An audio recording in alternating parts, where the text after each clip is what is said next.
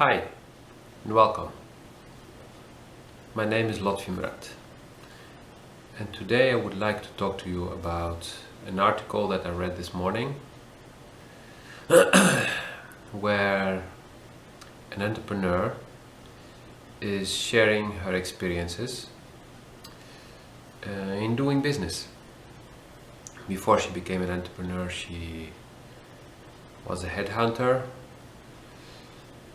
at Wall Street, which is one of the roughest business environments on this planet. And the main thing she was talking about, and people may just remember the title, it was not about the fact that she had slept with a potential investor, but it was more about how she had been using her sexuality in doing business, which is something that's quite common for women to do. Some women do it only on the phone because they have a beautiful voice or a sexy voice, and some women do it also in the face-to-face because they look attractive to most men, or to the kind of men which are their target audience. And of course you have plenty of women who do it on social media to attract attention, to sell, to get whatever they want to get. And then of course you have the women who just do it in daily life. There are also some men who do this. Of course you find it within the gay community, but also in the general public you'll find men who know that they're handsome and who know they have strong sexual energy that is felt by men or women, and they use it in their advantage. I even had somebody telling me literally to use my sexual energy to attract clients. And yeah, it is a way of doing business. It is a way of getting what you want.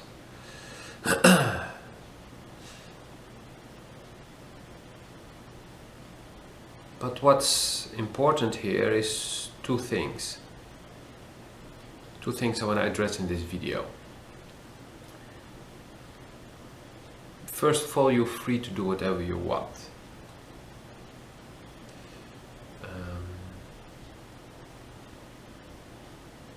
I'll do my best not to judge, and I believe that people who say they never judge, they're simply lying. But it helps to smoothen your life if you do not judge too much. So in this case I will try to share my opinion, to share my insights I got through my personal experience and the experiences that clients and friends of mine have shared with me. So there are two ways of getting what you want, in my opinion. One way is what's described in the article, and I'll put the link so you can read it because it's a very interesting article. And that way is to use whatever means you have to manipulate people in doing what you want. And most people who use their sexuality to get what they want are very aware and will, in a majority of the cases, even say out loud, yes, I know I'm good looking, and if men are so stupid to fall for it, then I don't give a shit. I get what I want. That's the most important thing to me. Yes, it's one way of doing it, and if you say this, you're right. If men are falling for this, yeah, they should not complain. We say in Dutch, these are men following their dick. And yeah, everything you do has consequences. So if you're pursuing sex, you have to pay for it in a way or another, either literally in money or by whatever other consequences you may get. What I want to make clear is that using this is quite a superficial way of being in contact with people, interacting with people. And for some people this is fine, this is great. They get what they want and they move on. They will probably totally forget even the person that they seduced. But it's not something that will work on the long term. First of all, at a certain point you will get less attractive to your target audience, and then it will not work anymore. And there are millions, hundreds of millions of cases of women who use their bodies to get what they wanted. For example, to land a rich husband, and after that, after 5 or 10 years, they would get very frustrated because that same husband fell for the same trick, but then done by a younger woman. And then they will get upset and very mad at that woman. But deep inside, they're actually mad at themselves because they tricked the guy and did this because they knew he was weak in that aspect. And then they would expect him not to be weak again. So yeah, it's some kind of hypocrisy, right? So you cannot build a good relationship on this. There are also cases where women were playing this game and then it went wrong. They met some man who would actually say, well, you're teasing me, so now I'm just grabbing you. For them it's part of the game. For the women it's like, no, you can only look, don't touch. But the lines become very thin or very blur, and yeah, people may misinterpret your message and they think, yeah, you really want to have sex with them, so they simply start kissing you or jump on you. And some women love dominant men and some women don't like it, and some men are dominant. So yeah, it's like getting very close to the cage of a lion because you want to caress him, and then you get upset when he does either this with his claws or he bites your hand off. And you're like, but I only wanted to caress him. Yeah, he saw a piece of meat coming his way. And then you can say, yeah, but we're not pieces of meat. But if you're selling yourself through sexuality, you are basically saying, hello, here's a very nice piece of meat. You want it? Smells nice, eh? Smells nice. Oh, no, you're not allowed to touch. It's a stupid game. It's a game with risks. Okay, let's not judge it. It's a game with risks. So let's not say it's stupid. Because I promised I would try not to judge. Well, I failed already.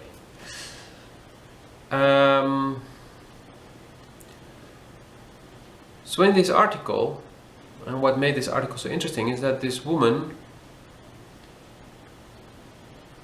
went all the way to describe what she has done, how she has done it, and to look at it from a different perspective,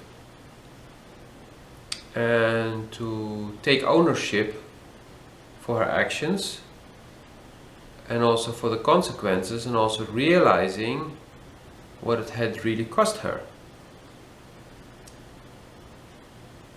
And this is where my first point is coming. This woman would never do this again, for example. And probably many women reading this article, or even men who are doing it the same way, will start to think twice about doing this again, because they will start to realize what it has cost them. This woman was lucky enough to not have destroyed her reputation by doing this.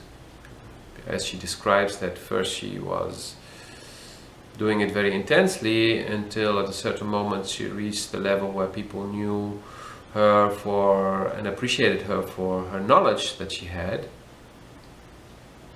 But I'm quite sure there are still many men who remember her as the one who played that dirty game. So the reputation may stick with you. And this woman says she's sorry, and I believe her. My point is here is that it's okay to be sorry, but it's more important to forgive yourself what you've done as soon as you've learned your lesson.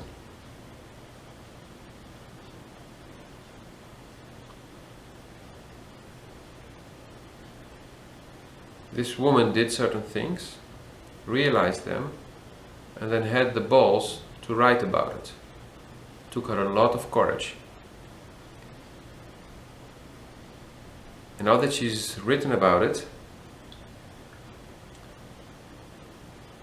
she's helping a lot of people to realize what they're actually doing, and these people will start to learn their lessons too.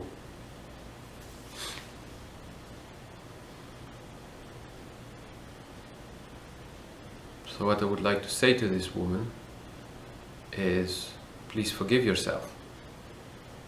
And what I would like to say to all the people who recognize themselves in this article, being men or women on each side of the game, please forgive yourself. We all make mistakes.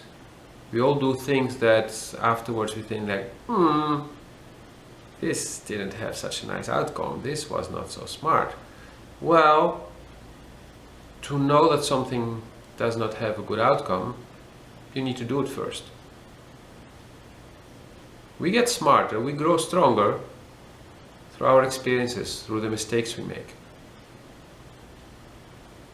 This is why very good mentors, teachers, leaders allow their people, their followers, to make mistakes.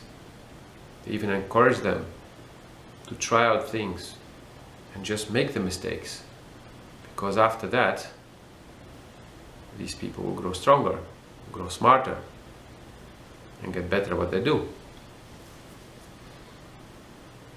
So to all of you who realize that you have done things which you consider not to be nice, that you consider not to be ethical, and no matter what it is, start by forgiving yourself. It's very important. And I will add another link to this video, because it's a video from Kyle Cease, a guy that I really appreciate a lot. And in this video he talks with a guilty father, a father who feels guilty. And I will not tell you how this goes, because I would like you to watch the whole video from A to Z and follow the process and feel what's happening and feel what's doing to you. And you may recognize many things inside yourself. Even if you're not a father, even if you're not a son, okay, all of us are kids, but if you're not a parent, or if you do not have problems with your parents, you will recognize situations that are similar. and you will most probably start to forgive yourself and forgive others and stop judging so harshly yourself and others. Looking back at my life, I've made plenty of mistakes. Do I regret them? Yeah, some I still have trouble fully accepting them, but most of them, I accepted them. I forgave myself for it. I'm even thankful I made them because they led me to be where I am today. They led to me being the person I am today. They led to all these experiences that strengthened me, made me smarter, and made me able to share, to help others, to inspire people, to even inspire myself.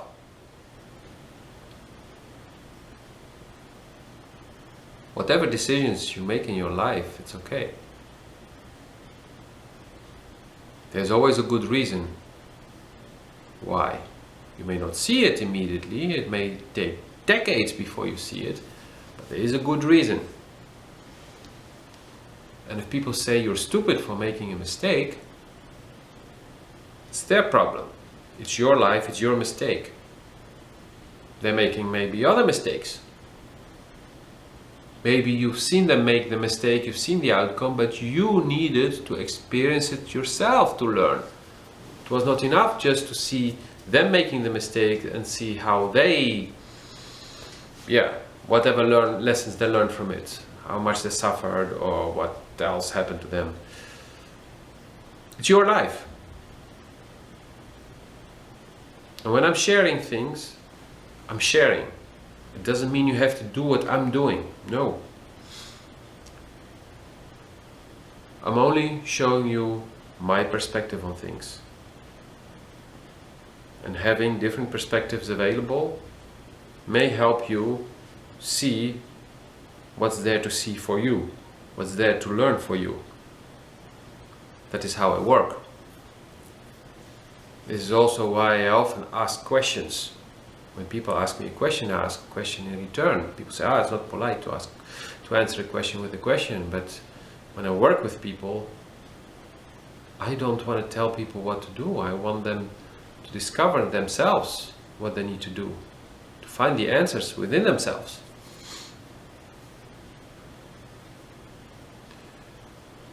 My second point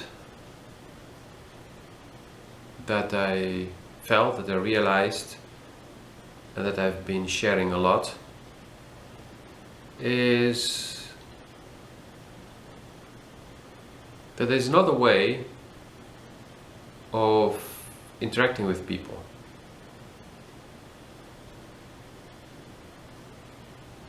The first way that we just described is generally superficial and will get you superficial and materialistic things. Like I said, this woman who tricks the man through sexuality to marry her because she wants the money, this woman will not be happy. Not on the inside. Because that's not how you connect with someone. It's not how you build a real relationship with someone. Yeah, there is a chance that she falls in love with the guy. There's a chance that the guy falls in love with a real woman, not just with her tits or ass or whatever she has been flaunting in front of him.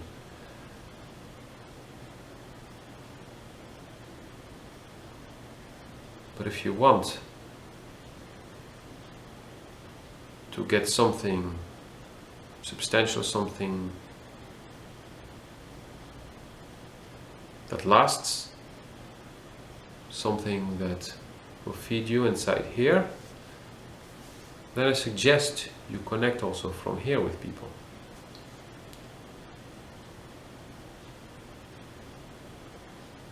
Six months ago, I set up with a very good friend of mine a business community for entrepreneurs.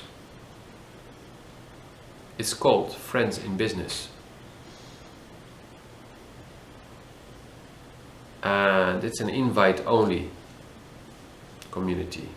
We organize monthly an event where people meet, where we have a schedule, where we do certain things, not rituals, but we have a structure. And the discussion I'm having with certain people is that it's not public, because we don't want to have everyone. We don't want to have CEOs of big companies or whatever. No, it's for entrepreneurs, and it's for smaller companies. It's for entrepreneurs who do not have a layer of management between them and the employees. If they have personnel, it must be a flat company. Otherwise, the company doesn't fit in. And I will explain in a second why. The second rule is that somebody can only attend if he's invited by somebody who's already part of the community, if he is trusted. Because in this community, it's all about trust, building up network, building relationships, long-lasting, sustainable relationships.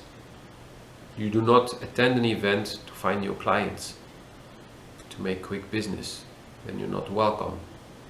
And if you even manage to get in, and this is your goal, then we'll kick you out. I'll personally kick you out.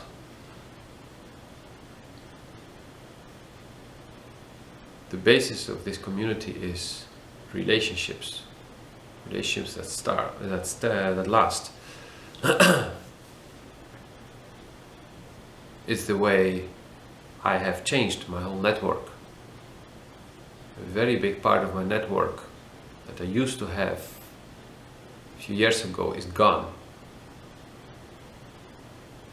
The only people who lasted from that network are the people with whom I have built up a real relationship.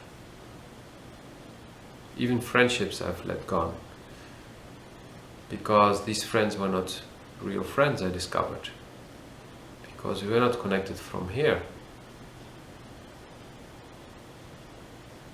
Even if I was connecting from here to them, they were not connecting back to here. From their hearts, from their souls. When I work with my clients, I connect from here to their here. Because this is, in my opinion, the only way to truly connect with somebody. And in my line of work, it's the most efficient way as well. And before I became a coach, I've been working in different fields, different companies, doing business in different countries. But the way I did it was always from here. And I tried to do it from here, but it always resulted in shit. And I tried because others were doing it and were making more money, or I had some bosses who were telling me to do it. It didn't work. And my clients would be satisfied coming back, bringing back new clients. Because I was authentic, I was genuine, I was not lying to them, I was not trying to squeeze them, I was not trying to steal from them. And they knew that what I was saying was the truth, and I was not trying to shove something through their throats just because I wanted to make money, or my boss told me I had to make money that way.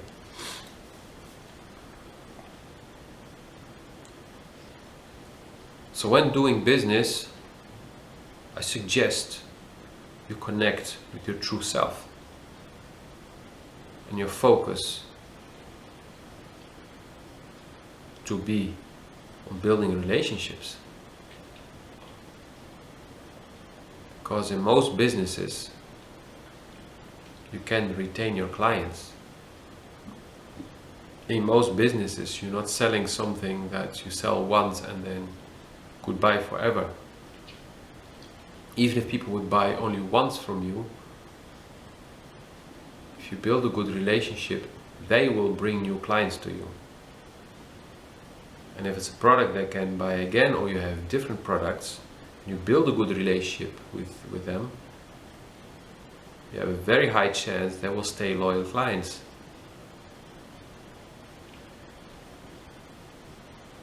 And even outside of business, if you connect with people from here, on this level, then this relationship will be strong, and these people will be there for you when you need them. These people will be there when you don't even know that you need them. Or when you are in need of help, they will suddenly pop up and help you. Even without asking. They will be there for you.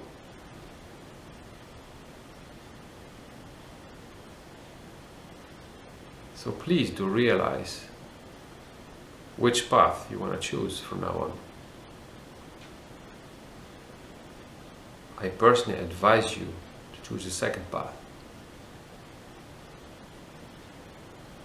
But that's me. It's up to you to decide what's best for you.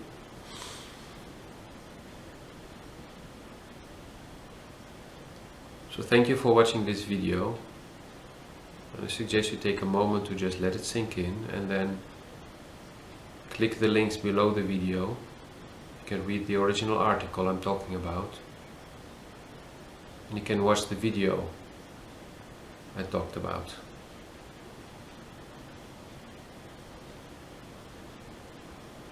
And I'm looking forward to interacting with you.